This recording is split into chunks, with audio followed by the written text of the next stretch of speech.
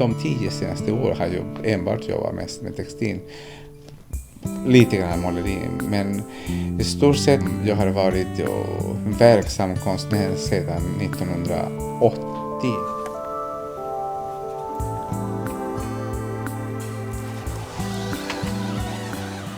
Måste sträcka mig.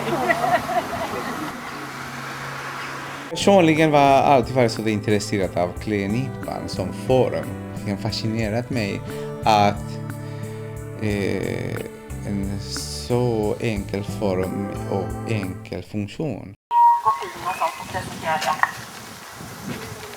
Att jobba och sy och trycka lakan har väckt ju tankarna kring lakans grundprinciper och grundfunktion.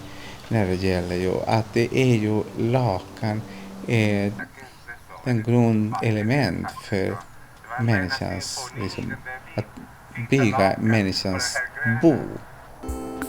Vi alla, var och en, ja, det som ligger närmaste en, det är ju precis lakan.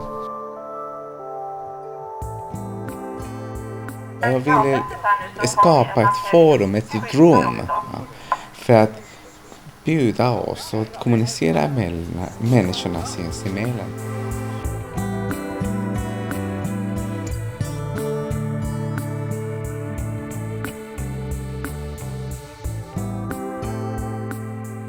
Jag tänker jag skulle vilja gärna liksom hänga de här lakanen lite överallt.